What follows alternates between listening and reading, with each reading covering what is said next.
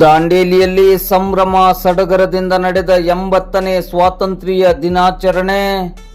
ದಾಂಡೇಲಿ ನಗರಾಡಳಿತ ಮತ್ತು ತಾಲೂಕಾಡಳಿತದ ಸಂಯುಕ್ತ ಆಶ್ರಯದಡಿ 80ನೇ ಸ್ವಾತಂತ್ರ್ಯೋತ್ಸವವನ್ನು ಸಂಭ್ರಮ ಸಡಗರದಿಂದ ಇಂದು ಶನಿವಾರ ಬೆಳಿಗ್ಗೆ 9:30 ಗಂಟೆ ಸುಮಾರಿಗೆ ನಗರದ ಹಳೆ ನಗರಸಭೆಯ ಮೈದಾನದಲ್ಲಿ ಆಚರಿಸಲಾಯಿತು. ನಗರಸಭೆಯ ಪೌರಾಯುಕ್ತರಾದ ವಿವೇಕ್ ಬನ್ನೆ ಅವರು ಧ್ವಜಾರೋಹಣವನ್ನು ನೆರವೇರಿಸುವ ಮುನ್ನ ಮಹಾತ್ಮ ಗಾಂಧೀಜಿಯವರ ಮತ್ತು ಸಂವಿಧಾನ ಶಿಲ್ಪಿ ಡಾಕ್ಟರ್ BR ಅಂಬೇಡ್ಕರ್ ಅವರ ಭಾವಚಿತ್ರಕ್ಕೆ ಆರತಿಯನ್ನು ಬೆಳಗಿ ಪುಷ್ಪ ಗೌರವವನ್ನು ಸಲ್ಲಿಸಿದ ಬಳಿಕ ಧ್ವಜಾರೋಹಣವನ್ನು ನೆರವೇರಿಸಿದರು. ಆ ಬಳಿಕ ಮಾತನಾಡಿದ ಪೌರಾಯುಕ್ತರಾದ ವಿವೇಕ್ ಬನ್ನೆ ಅವರು, ದಾಂಡೇಲಿ ಕೇವಲ ನಗರವಲ್ಲ, ಇದು ಪಶ್ಚಿಮ ಘಟ್ಟದ ತಪ್ಪಲಿನಲ್ಲಿರುವ ಪವಿತ್ರ ಕಾಳಿ ನದಿ ತೀರದ ಸಸ್ಯ ಸಂಪತ್ತಿನ ನಗರ ಎಂದರು. ಇಲ್ಲಿ ವನ್ಯಮೃಗ, ವಿವಿಧ ಪಕ್ಷಿಗಳು ಮತ್ತು ಅಪಾರ ಜೀವ ವೈವಿಧ್ಯತೆ ಇದೆ. ಕಷ್ಟಪಟ್ಟು ದುಡಿಯುವ ಕಾರ್ಮಿಕರು ಮತ್ತು ರಾಜ್ಯ ರಾಷ್ಟ್ರಮಟ್ಟದ ಕ್ರೀಡಾಪಟುಗಳನ್ನು ಹೊಂದಿರುವುದು ನಮ್ಮ ಹೆಮ್ಮೆ. ವಿವಿಧ ಧರ್ಮ, ಜಾತಿ, ಭಾಷೆ ಮತ್ತು ಸಂಸ್ಕೃತಿಯ ಸಂಗಮವಾಗಿರುವುದು ದಾಂಡೇಲಿಯ ವಿಶೇಷತೆ ಎಂದು ತಿಳಿಸಿದರು.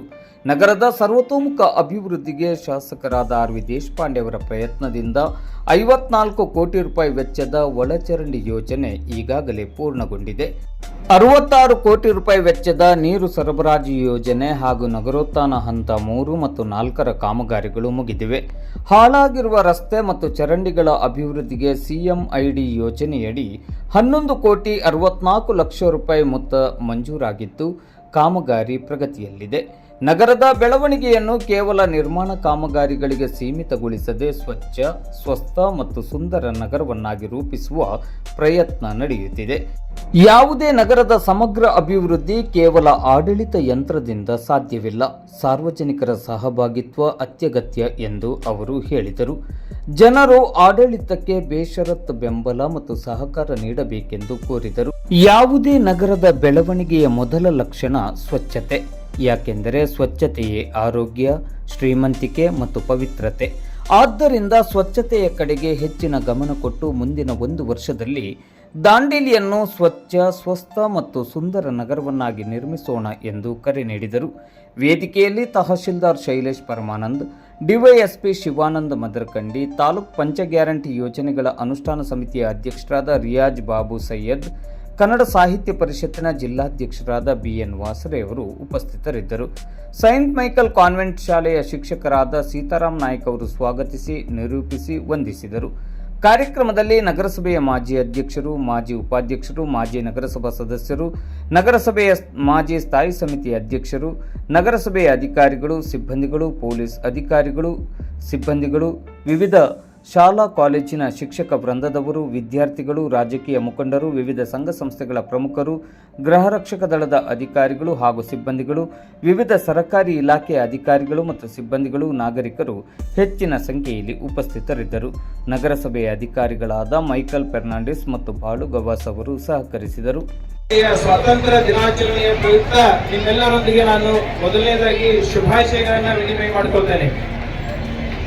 ದಾಂಡೇಲಿ ಎನ್ನುವುದು ಕೇವಲ ಒಂದು ನಗರವಲ್ಲ, ಪರಿಸರ ಸೂಕ್ಷ್ಮ ಪ್ರದೇಶವಾದ ಪಶ್ಚಿಮ ಘಟ್ಟದ ತಪ್ಪಲಿನಲ್ಲಿರುವ ಕಾಳಿ ಎಂಬ ಪವಿತ್ರ ನದಿಯ ತಟದಲ್ಲಿರುವ ವಿವಿಧ ಸಸ್ಯ ಸಂಪತ್ತು, ವನ್ಯ ಮೃಗಗಳು, ವಿವಿಧ ಪಕ್ಷಿ ಪ್ರಪಂಚ ಹಾಗೂ ಸಹಸ್ರಾರು ಜೀವರಾಶಿಯನ್ನು ಹೊಂದಿರುವ ಪರಿಸರ. ಕಷ್ಟಪಟ್ಟು ದುಡಿಯುವ ಕಾರ್ಮಿಕ ವರ್ಗ, ರಾಜ್ಯ ಮತ್ತು ರಾಷ್ಟ್ರ ಮಟ್ಟದಲ್ಲಿ ಹೆಸರು ಮಾಡಿರುವ ಕ್ರೀಡಾಪಟುಗಳು, ವಿವಿಧ ಧರ್ಮ, ವಿವಿಧ ಜಾತಿಗಳ ಹಾಗೂ ವಿವಿಧ ಭಾಷೆಗಳನ್ನಾಡುವ ಜನರು ಹಾಗೂ ವಿವಿಧ ಸಂಸ್ಕೃತಿಗಳ ಒಂದು ಸಂಗಮವಾಗಿದೆ.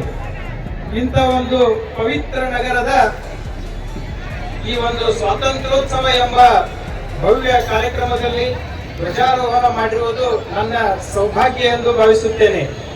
ನನಗೆ ತೀವ್ರ ಸಂತೋಷವಾಗುತ್ತಿದೆ.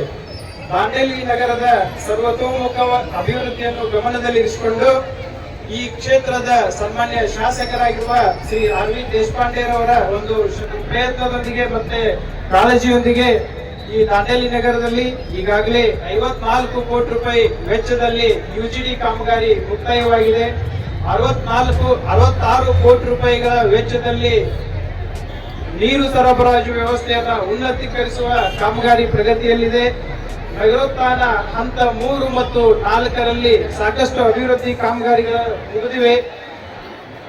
ಈ ಒಂದು ಕಾಮಗಾರಿಗಳನ್ನ ನೆರವೇರಿಸುವ ಸಂದರ್ಭದಲ್ಲಿ ದಾಂಡೇಲಿ ನಗರದಲ್ಲಿ ಅನೇಕ ರಸ್ತೆಗಳು, ಚರಂಡಿಗಳು ಹಾಳಾಗಿರುವುದನ್ನು ಗಮನಿಸಿ ಮಾನ್ಯ ಮುಖ್ಯಮಂತ್ರಿಗಳ ಮೂಲಭೂತ ಸೌಲಭ್ಯಗಳ ಅಭಿವೃದ್ಧಿ ಯೋಜನೆಯಲ್ಲಿ 2025-26ನೇ ಸಾಲಿನಲ್ಲಿ ಸನ್ಮಾನ್ಯ ಶಾಸಕರಿಗೆ ನೀಡಿರ್ತಕ್ಕಂಥ 50 ಕೋಟಿ ರೂಪಾಯಿ ಅನುದಾನಗಳ ಪೈಕಿ 11 ಕೋಟಿ 64 ಲಕ್ಷ ರೂಪಾಯಿಗಳನ್ನ ದಾಂಡೇಲಿ ನಗರ ವ್ಯಾಪ್ತಿಯ ಅಭಿವೃದ್ಧಿ ಕಾಮಗಾರಿಗಳಿಗೆ ನೀಡಿರುವಂತದ್ದು. ದಾಂಡೇಲಿ ನಗರದಲ್ಲಿ ಇನ್ನು ಮುಂದಿನ ದಿನಗಳಲ್ಲಿ ಎಲ್ಲ ಅಭಿವೃದ್ಧಿ ಕಾಮಗಾರಿಗಳು ಮುಗಿಯುತ್ತದೆ ಅಂತಕ್ಕಂಥ ಆಶಾಭಾವನೆಯನ್ನು ವ್ಯಕ್ತಪಡಿಸುತ್ತಾ ನಗರದ ಬೆಳವಣಿಗೆಯನ್ನು ಕೇವಲ ನಿರ್ಮಾಣ ಕಾಮಗಾರಿಗಳಿಗೆ ಮಾತ್ರ ಸೀಮಿತವಾಗಿ ಪರಿವರ್ತಿಸುವ ನಿಟ್ಟಿನಲ್ಲಿ ಅನೇಕ ಪ್ರಯತ್ನಗಳನ್ನು ನಗರಾಡಳಿತ ಮತ್ತು ತಾಲೂಕಾಡಳಿತದ ವತಿಯಿಂದ ನಾವೆಲ್ಲರೂ ಕೈಗೊಳ್ಳುತ್ತಿರುವುದು ತಮ್ಮೆಲ್ಲರಿಗೂ ತಿಳಿದ ವಿಷಯವಾಗಿರುತ್ತದೆ. ಆದರೆ ಯಾವುದೇ ನಗರದ ಸಮಗ್ರ ಅಭಿವೃದ್ಧಿ ಮತ್ತು ಬೆಳವಣಿಗೆಯನ್ನು ಕೇವಲ ಆಡಳಿತದ ಯಂತ್ರದಿಂದ ಮಾತ್ರ ಸಾಧ್ಯವಾಗಿರದೆ ಸಾರ್ವಜನಿಕರ ಸಹಭಾಗಿತ್ವವು ಅಗತ್ಯವಿದ್ದು, ಬೆಳವಣಿಗೆ ಮತ್ತು ಅಭಿವೃದ್ಧಿ ಎಂಬ ವಿಷಯಗಳು ಬಂದಾಗ ಬೇಷರತ್ ಬೆಂಬಲ ಮತ್ತು ಸಹಕಾರವನ್ನ ಸಾರ್ವಜನಿಕರಿಂದ ಆಡಳಿತ ಯಂತ್ರದೊಂದಿಗೆ ನೀಡಿ ಸಹಕರಿಸಬೇಕು ಮತ್ತೆ ಕೈ ಜೋಡಿಸಬೇಕು ಅಂತಕ್ಕಂಥ ವಿನಂತಿಯನ್ನ ಮಾಡಿಕೊಳ್ತೇನೆ. ಈ ಶುಭ ದಿನದಂದು ಈ ಕ್ಷೇತ್ರದ ಸನ್ಮಾನ್ಯ ಶಾಸಕರಾಗಿರುವ ಶ್ರೀ ಆರ್ ಡಿ ದೇಶಪಾಂಡೆ ಸಾಹೇಬರು ಹಳಿಯಾಳದಲ್ಲಿ ಧ್ವಜಾರೋಹಣ ಕಾರ್ಯಕ್ರಮದಲ್ಲಿ ಭಾಗವಹಿಸಿದ್ದು ದಾಂಡೇಲಿ ನಗರದ ಸಮಸ್ತ ನಾಗರಿಕರಿಗೆ ಸ್ವಾತಂತ್ರ್ಯೋತ್ಸವದ ಶುಭ ಸಂದೇಶವನ್ನ ಮತ್ತು ಶುಭಾಶಯಗಳನ್ನ ತಿಳಿಸಿದ್ದಾರೆ. ಭಾರತ ಮಾತೆಗೆ ಸ್ವಾತಂತ್ರ್ಯ ಬಂದು 80 ವರ್ಷಗಳು ಕಳೆದಿವೆ. ಆದರೆ ಸ್ವಾತಂತ್ರ್ಯ ಎಂಬ ಪರಿಕಲ್ಪನೆಯನ್ನು ಕೇವಲ ಆಡಳಿತ ಮತ್ತು ರಾಜಕೀಯ ಎಂಬ ವಿಷಯಗಳಿಗೆ ಮಾತ್ರ ನಾವು ಸೀಮಿತಗೊಳಿಸಿದ್ದು, ಸ್ವಾತಂತ್ರ್ಯ ಎಂಬುದು ಕೇವಲ ಅವುಗಳಿಗೆ ಮಾತ್ರ ಸೀಮಿತವಾಗಿದೆ. ಇನ್ನು ಹಲವು ವಿಷಯಗಳಲ್ಲಿ ನಮಗೆ ಸ್ವಾತಂತ್ರ್ಯ ಬರಬೇಕಿದೆ ಅಂತಕ್ಕಂಥದ್ದು ನನ್ನ ಭಾವನೆ. ಉದಾಹರಣೆಗೆ ರಾಷ್ಟ್ರಪಿತ ಮಹಾತ್ಮ ಗಾಂಧೀಜಿಯವರು ಹೇಳಿದಂತೆ ನಿಜವಾದ ಸ್ವಾತಂತ್ರ್ಯ ಯಾವತ್ತು ಬರ್ತದೆ ಅಂತ ಹೇಳಿದ್ರೆ, ಭಾರತ ದೇಶದ ಯಾವುದೇ ಮೂಲೆಯಲ್ಲಿ ಒಬ್ಬಂಟಿ ಮಹಿಳೆ ಮಧ್ಯರಾತ್ರಿಯಲ್ಲಿ ನಿರ್ಭೀತಿಯಿಂದ ಓಡಾಡುವ ನಡೆದಾಡುವ ಸಂದರ್ಭ ಉದ್ಭವವಾಗುತ್ತದೋ ಅದು ನಮ್ಮ ದೇಶಕ್ಕೆ ಸಿಕ್ಕ ನಿಜವಾದ ಸ್ವಾತಂತ್ರ್ಯ ಅಂತಕ್ಕಂಥ ಮಾತನ್ನ ಅವರು ಹೇಳಿದ್ದಾರೆ. ಆದ್ರೆ ಈ ವಿಷಯದಲ್ಲಿ ನಾವು ಅಲ್ಪ ಪ್ರಮಾಣದಲ್ಲಿ ವಿಫಲರಾಗಿದ್ದೇವೆ ಅಂತಕ್ಕಂಥ ಅನಿಸಿಕೆ ನನ್ನದು. ಅದೇ ರೀತಿ ಮಾಧ್ಯಮಕ್ಕೆ ಹಾಗೂ ಪತ್ರಿಕೋದ್ಯಮಕ್ಕೆ ಇನ್ನೂ ಹೆಚ್ಚಿನ ಸ್ವಾತಂತ್ರ್ಯ ಕೊಡುವುದು ಬಾಕಿ ಇದೆ. ಆರ್ಥಿಕವಾಗಿ ನಾವೆಲ್ಲರೂ ಸ್ವತಂತ್ರರಾಗಬೇಕಾಗಿದೆ. ಧಾರ್ಮಿಕವಾಗಿಯೂ ಕೂಡ ಇನ್ನೂ ಹೆಚ್ಚು ಸ್ವತಂತ್ರತೆಯನ್ನು ನಾವು ಅನುಭವಿಸಬೇಕಾಗಿದೆ. ಇದರೊಂದಿಗೆ ವೈಯಕ್ತಿಕ ಸ್ವಾತಂತ್ರ್ಯದಲ್ಲೂ ಕೂಡ ನಾವು ಇನ್ನೂ ಹಲವು ಮಜಲುಗಳನ್ನ ಮುಟ್ಟಬೇಕಾಗಿದೆ ಅಂತಕ್ಕಂಥದ್ದು ನನ್ನ ಅನಿಸಿಕೆ. ಕೊನೆಯದಾಗಿ ರಾಷ್ಟ್ರಪಿತ ಮಹಾತ್ಮ ಗಾಂಧೀಜಿಯವರು ಇನ್ನೊಂದು ಮಾತನ್ನ ಹೇಳಿದ್ದಾರೆ. ಸ್ವಾತಂತ್ರ್ಯ ಸಿಕ್ಕ ಸಂದರ್ಭದಲ್ಲಿ ಅವರು ಹೇಳಿರ್ತಕ್ಕಂಥ ಮಾತು ಬಹಳ ಉಚಿತವಾಗಿರ್ತಕ್ಕಂಥದ್ದು. ಸ್ವಾತಂತ್ರ್ಯಕ್ಕಿಂತ ಮುಖ್ಯವಾಗಿರ್ತಕ್ಕಂಥದ್ದು ಸ್ವಚ್ಛತೆ ಅಂತಕ್ಕಂಥ ವಿಚಾರವನ್ನ. ಯಾವುದೇ ಒಂದು ದೇಶದ ಮತ್ತು ಪ್ರದೇಶದ, ನಗರದ, ಕುಟುಂಬದ ಬೆಳವಣಿಗೆ ಅಥವಾ ಅಭಿವೃದ್ಧಿಯ ಮೊದಲ ಲಕ್ಷಣ ಏನು ಅಂತ ಹೇಳಿದ್ರೆ ಆ ಒಂದು ಪ್ರದೇಶದ, ನಗರದ ಮತ್ತು ಕುಟುಂಬದ ಸ್ವಚ್ಛತೆ. ಸ್ವಚ್ಛವಾಗಿದ್ದರೆ ಅದೇ ಆರೋಗ್ಯ, ಸ್ವಚ್ಛವಾಗಿದ್ದರೆ ಅದೇ ಶ್ರೀಮಂತಿಕೆ, ಸ್ವಚ್ಛವಾಗಿದ್ದರೆ ಅದೇ ಪವಿತ್ರತೆ, ಸ್ವಚ್ಛವಾಗಿದ್ದರೆ ಅದೇ ದೈವತ್ವ. ಆದ್ದರಿಂದ ಸ್ವಚ್ಛತೆ ಕಡೆಗೆ ಹೆಚ್ಚಿನ ಗಮನವನ್ನು ನಾವೆಲ್ಲರೂ ಕೊಡೋಣ.